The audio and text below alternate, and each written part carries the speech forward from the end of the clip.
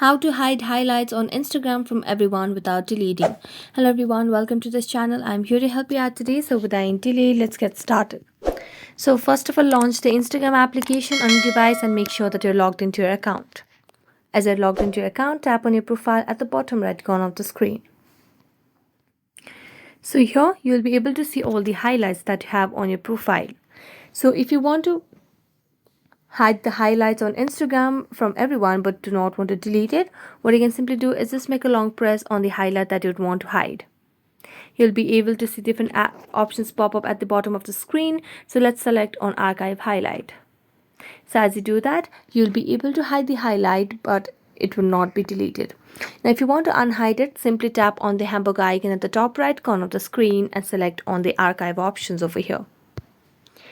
Make sure that you have the option of Stories Archive at the top of the screen. So let's tap on Stories Archive and you'll be able to see all the highlights over here as well. There you go. You can just make a long press and tap on Show on Profile. So that's it. Thank you so much for watching this video. See you next time.